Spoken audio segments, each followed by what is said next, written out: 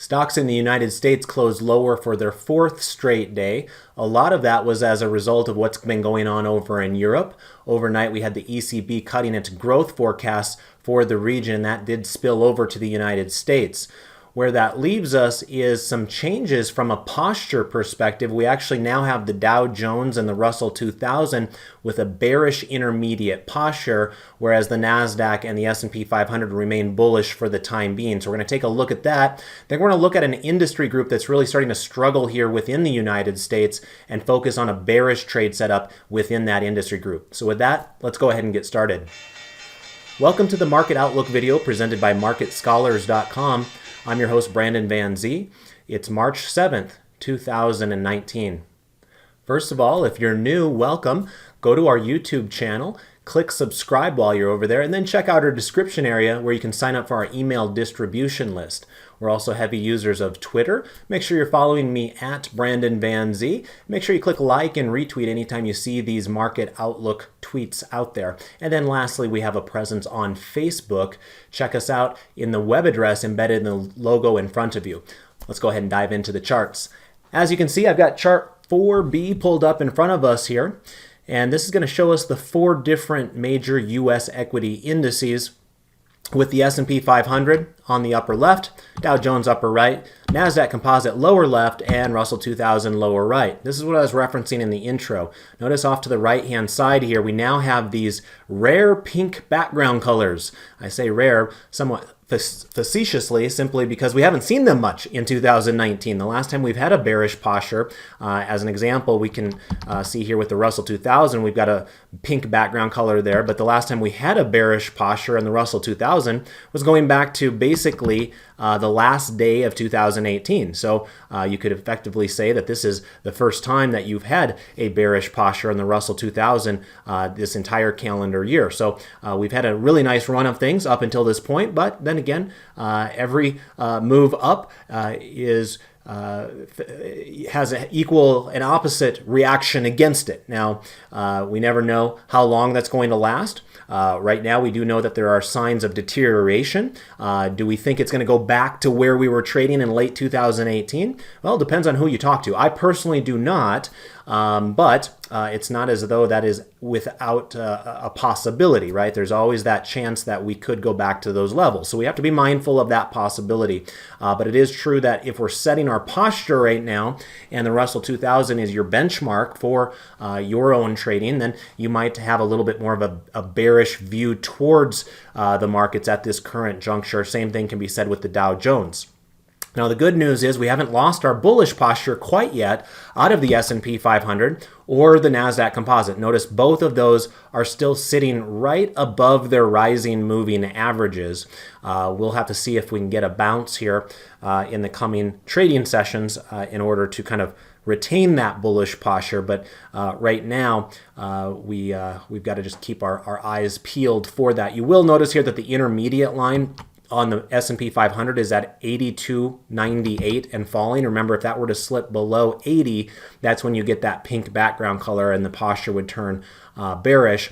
In terms of the NASDAQ Composite, you got a little bit more wiggle room there because we're at 85.47 and falling right now, so there's a little bit more breathing room there. But nonetheless, if we look towards the Russell 2000 as kind of a leading indicator of sorts. Remember, they represent the small cap stocks, and they're typically a little bit more easily manipulated both up and down. So you will find plenty of circumstances historically where the Russell 2000 was kind of the leading index. And so if that continues to be the case, the Russell 2000 continues to fall, then it would be my assumption that the NASDAQ and the S&P 500 would tend to follow suit in that particular circumstance. So be aware that we actually have what's known as bullish intermediate confirmation signals going on with the S&P 500 and the NASDAQ Composite right now, because we have those bullish postures from an intermediate perspective still intact.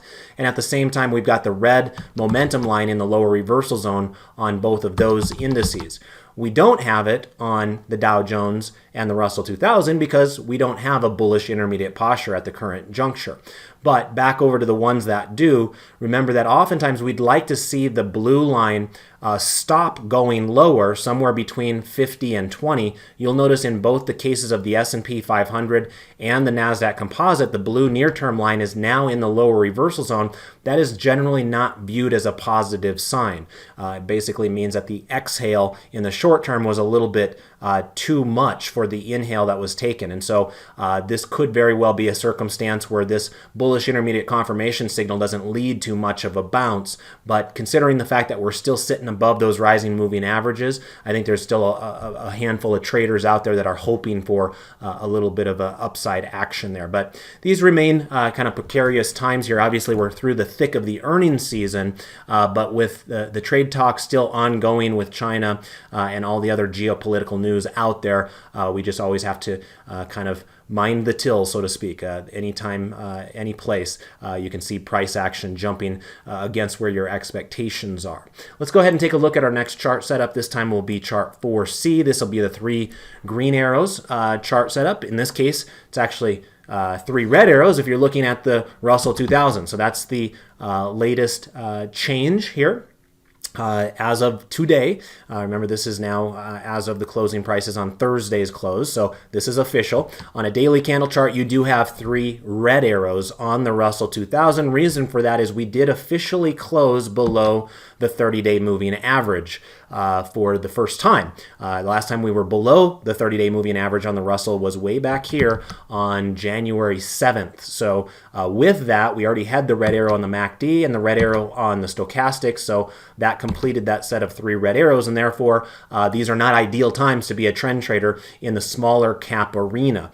We don't quite have 3 red arrows on the other indices yet, but it's looking like that is a distinct possibility sooner rather than later. Why I mention that is you'll notice that on all the other charts, we've got 2 red arrows down below, 2 red arrows down below, and 2 red arrows down below, where we're just basically waiting in all 3 of those cases for price to close below the moving average. You'll notice in the NASDAQ, the S&P 500, and the Dow Jones that it's just barely hanging on with the skin of its teeth, so to speak, to that moving average. Right now, it's kind of a do or die moment. And with the pressure that the markets have been under this week, we have seen situations in the past where the stock market does roll over going into the weekend. So there may be a little bit more nervousness knowing that tomorrow is Friday and we've had 4 straight down days. And, you know, with all of these sitting right on their moving averages like we have them, it's possible we end up losing those moving averages as soon as tomorrow.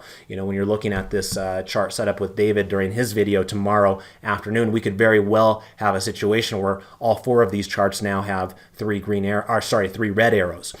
So we'll just keep our eye on that, but it's starting to look more and more like the 3 red arrow signals are going to be a distinct possibility. And what that basically means is it's not ideal times to be a trend trader to the upside. Perhaps there's more bearish trades out there that would be a little bit more appropriate considering the current circumstances of the market. Let's go ahead and take a look at our 1040 crossover method now.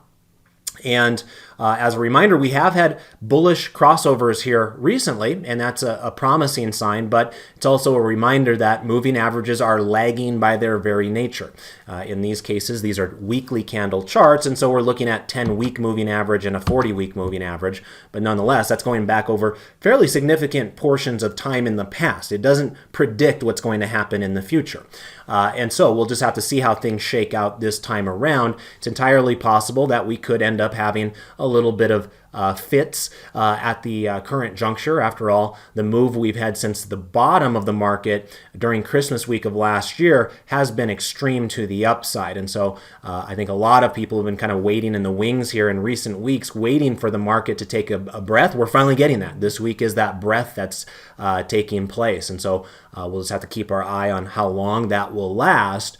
But at this current juncture, we may very well need to have a higher low established before renewing moving ourselves to the upside on these types of charts here. So at this point, you do still have that Russell 2000 with a bearish crossover, but that's getting very, very close there as well. Of course, with the Russell 2000 kind of leading the way on the downside so far this week, it's brought up the possibility that a crossover doesn't ultimately exist. Notice down below, if I were to right-click on this chart, go to maximize sell, remember, you can use this black line down below here on the MACD2 lines to determine if we have a crossover that's about to occur up here or not. When this black line crosses up above this pink horizontal line, it basically means that these two moving averages up here are crossing at that time as well. And so you can see the consistency of that move where the orange line was approaching this blue line, week after week after week after week, and you can kind of see that through this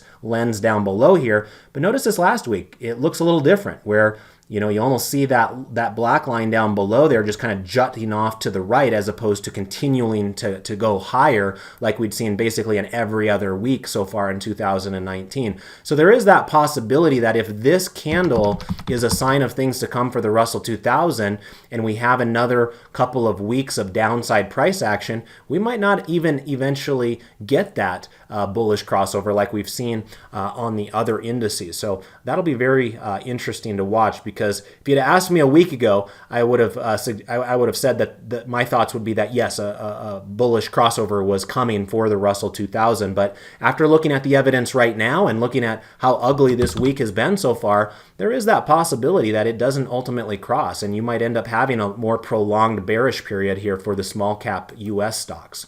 Let's go ahead and now take a look at our chart 4E. This is our 12 grid analysis here. This will be our intermarket analysis 12 grid. And remember, the background colors of the charts will tell you whether you're bullish or bearish using the intermediate line on the market forecast technical indicator. The pink charts are bearish, green ones are bullish. Now, one of the things I've been watching here in recent days has been the US dollar. I think I addressed this on Tuesday when I did this video as well. But if I right-click on the US dollar and kind of maximize this, you can see what my hunch was on Tuesday did get fulfilled, meaning that at this point, we were sitting right at this resistance area here on this candle, which would have been Tuesday. Didn't really do anything yesterday. But at this point, my assumption was that we were going to end up having higher highs and higher lows, right? We had a low here that ultimately fulfilled a higher low right there. We had another higher low right there. So I said at this point, chances are if we can maintain that pattern, we should expect a breakout in the US dollar to the upside, because then you could have the third kind of higher high that could be associated with the three higher lows, because you had this high here, this higher high here. Now today, after today's information, we had a huge move higher in the US dollar today. And so that kind of fulfills that pattern there, and we continue to be in a bullish mode here for the US dollar. This was a really aggressive day to the upside. The entire currency was up nearly 1% here today. A lot of that was on the back of what I mentioned in the intro, some of the weakness we're seeing out of Europe. Remember, the US dollar doesn't operate in a vacuum. It's basically a comparative tool to other currencies out there. And when, investors shun the euro, in effect, they're saying they would prefer the dollar on a relative basis, and you're kind of seeing that highlighted through the pricing of this instrument here known as UUP, which is an ETF that tracks the dollar versus a basket of securities where the euro is the most important of those baskets of securities. But one thing that I do want to point out here is, as exciting as it is to see this breakout, be aware that we are now at a place where you could consider the breakout to be maybe a little bit overextended. The reason I suggest that is that you now have this cluster signal that is coming in. And remember, this would be considered an overbought cluster signal when you've got the green, the blue, and the red lines all closing in the upper reversal zone on the same day. Remember, for those of you that are Premium Market Scholar subscribers, you'll have access to our charting package where you can have these nice visual dots on the chart that can tell you easily when you've got those cluster signals there.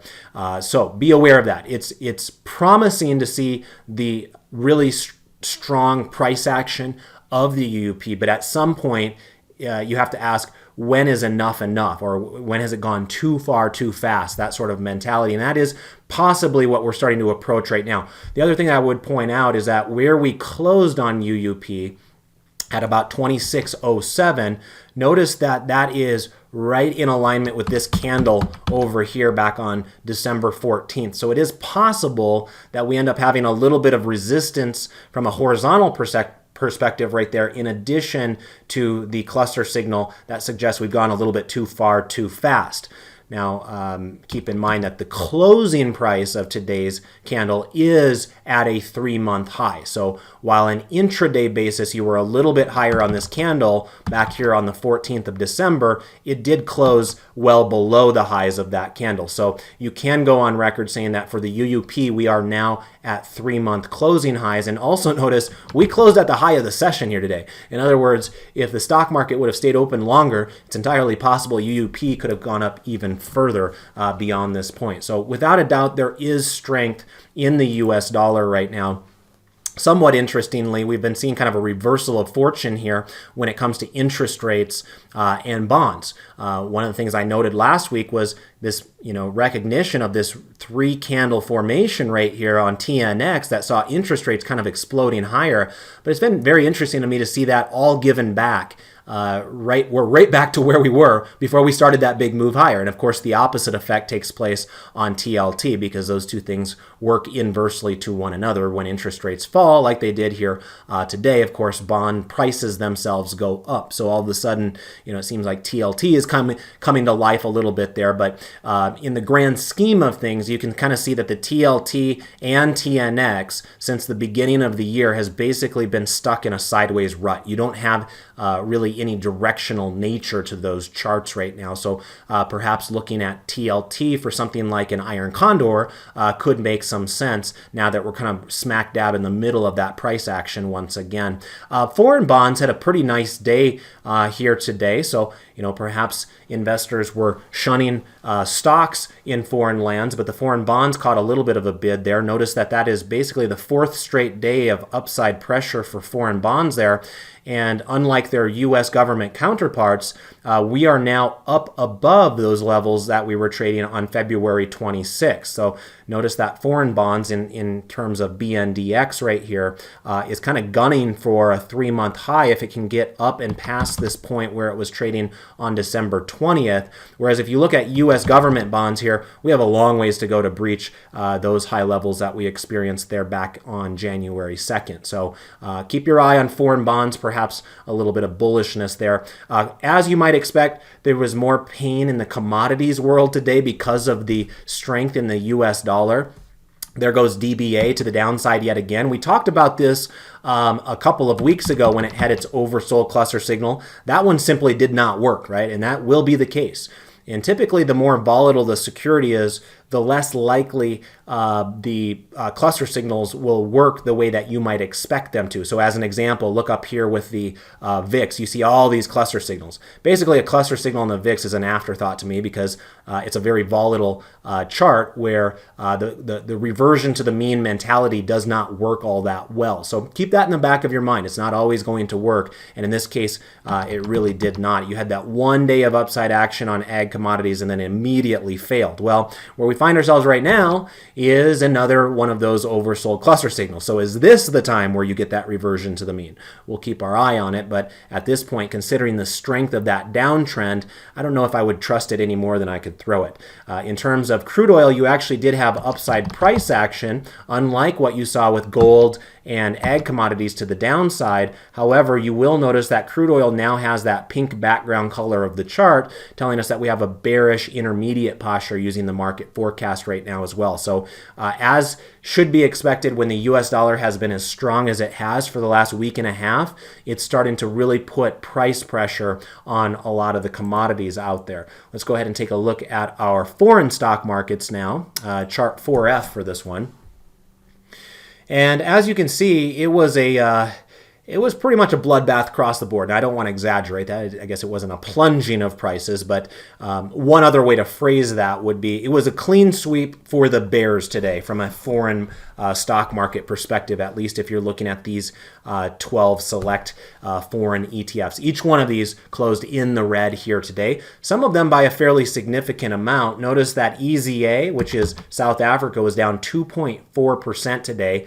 China was down 2.2% today. My, what a reversal of fortunes that has been. I was just talking a couple of days ago how China looked good, and now all of a sudden 2 days later, we're right back down there to that moving average. So that's been a little bit of a surprise considering the strength that went into that move. You're seeing that Japan was down over 1% today. It's now trading below its moving average there. Israel's now below its moving average as well. So is Germany. Germany was down 1.9% today, is now trading below its moving average. And then Mexico has breached its prior support level here from February 14th. We're now trading below that, but kind of similar to what I was mentioning on the agriculture commodities. Notice we're getting those little green dots to show up there, suggesting that we have an oversold cluster signal that has kind of locked itself into the chart. So who knows, maybe we will get a reversion to the mean to the upside in the short term in Mexico. But you can see that that moving average is now tilted lower. It's colored red, telling us that price is below that falling moving average. So the fear would be, even if we do get a reversion to the mean to the upside on Mexico, how sustainable is it? My expectation would be, now that we have a series of lower highs, right? Here's a high, this high was lower, and a series of lower lows. Here's a low, and we already know we're going to be lower than that one because we're already right here. That if we get a reversion to the mean move on Mexico to the upside, right now my assumption would be it will fail prior to eclipsing its high on February 25th.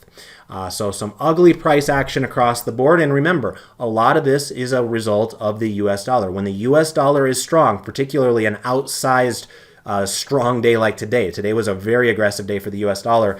That puts a lot more pressure on foreign instruments like stocks and commodities than it would when the US dollar is having kind of a more neutral day or a day where it's deteriorating. Let's go ahead and take a look at what's going on in the US sectors now.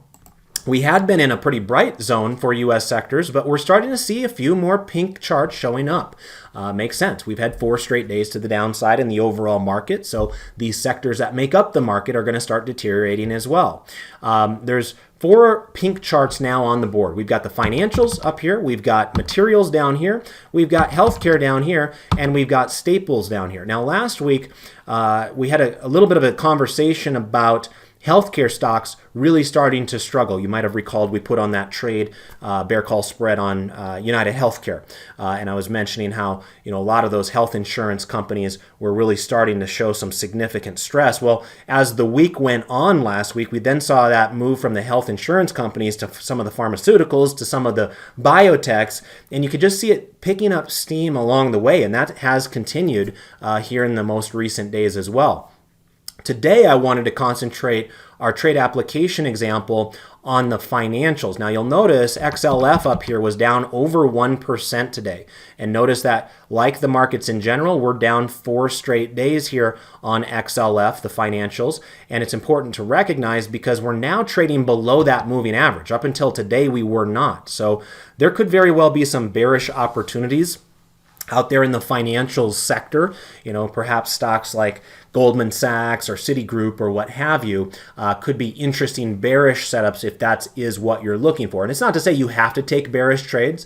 A lot of people enjoy that when the markets start deteriorating. They enjoy taking bearish trades. But remember, if you're only comfortable on the bullish side of the market, even if you start feeling a little bit bearish, you can start hunkering down in more cash than you would otherwise, as opposed to being aggressive with short trades or bearish trades or different things like that. But for those of you that are a little bit more prone to taking on those bearish trades, there may be some opportunities for you within that financials sector there. So what I wanted to focus on today in our trade application is on the exchanges. So let me come on over here to chart 4A, and I wanted to show you that there's been times in the past where I've started to notice certain themes that were playing out either bullishly or bearishly. And one theme that's been kind of locked in right here in the most recent week is this weakness within the exchanges themselves. So let me show you the NASDAQ exchange as one example. There's NDAQ. Look at that aggressive selling pressure right there.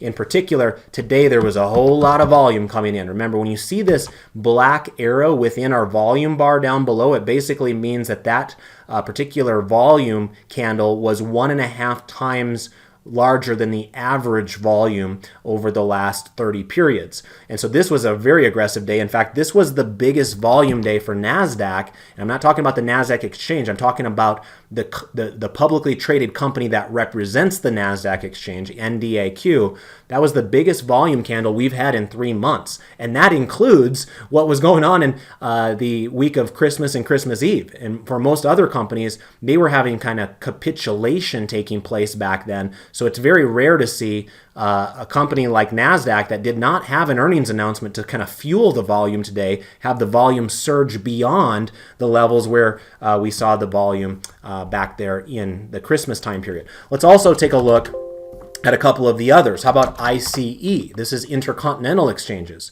It's kind of got the same feel as the NASDAQ, but it's even a worse looking chart, at least from my perspective, because if you look at ICE here, notice that we've been down 4 or 5 straight days, but we've breached these levels that we were trading at here in mid-February. Now, the volume down below was not as aggressive as what we saw on NDAQ, but nonetheless, the price action does not give you any sort of warm and fuzzy feelings there if you want to be bullish on these.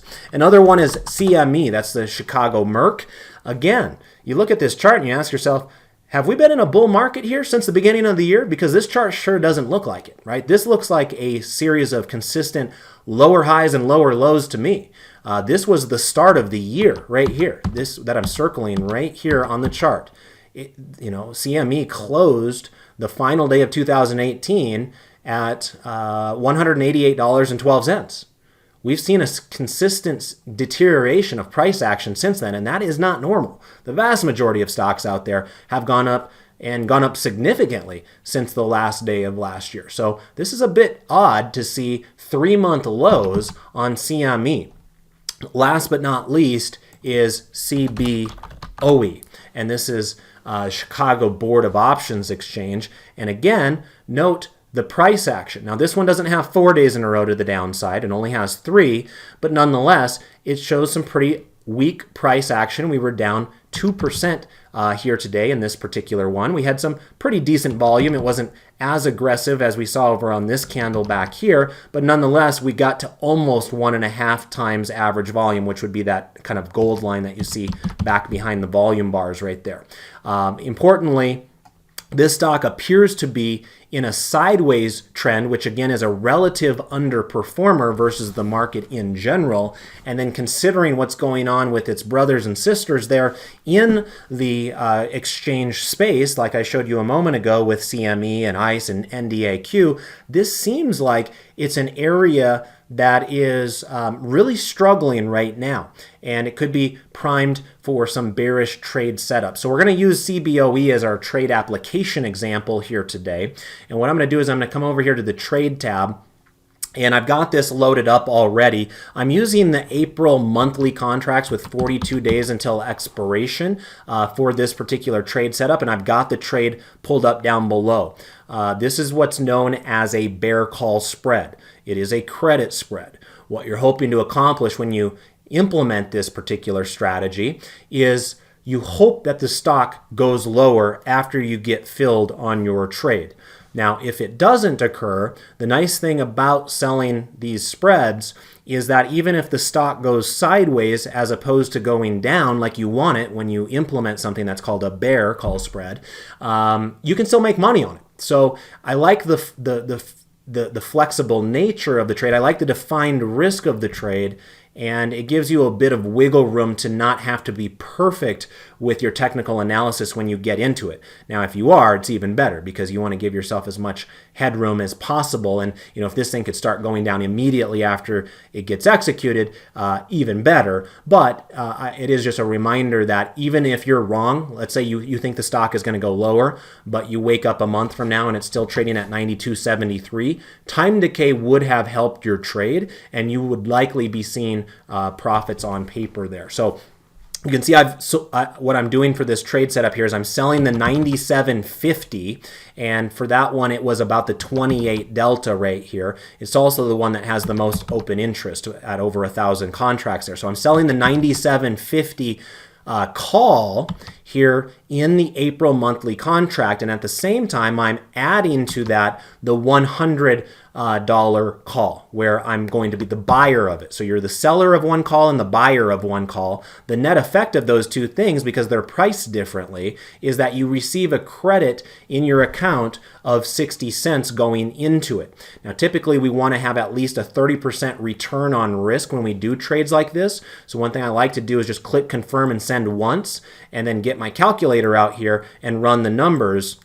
What I want to do is I want to take the max profit potential of $60, divide it by the max loss potential of 190, and here you can see we would be making about a 31.5% return on risk, which is up and over that 30% rate that I mentioned before. So I will go ahead and send that in. Now notice the break-even price is 98.10, so I'm going to send this in here first off, and then I'm going to come back to the chart and show you that 98.10 is about right here on the chart. That's 98.15 that I'm pointing at right there. But why I think that's an interesting level for this trade is you'll notice that this stock has struggled with that level 4 different times in the last 3 months. It struggled with that level, first of all, right there, back on January 4th. It struggled with that level again right here on January 24th. And it struggled with it again here on February 25th, and it struggled with it one last time here on March 5th. So there seems to be some significant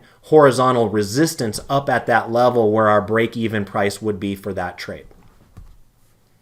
All right, well, I want to thank you for joining me here today. David will be back with you tomorrow, but as a reminder, we now have kind of a split market where the S&P 500 and the NASDAQ remain bullish, but we do have some bearishness coming into the Dow Jones and the Russell 2000. So we want to be aware of that. This is a market that's kind of in transition right now, so that's why we focus on a bearish trade setup in our application here tonight. So with that, I want to wish you all the best of success with your trades and your investments. Goodbye for now.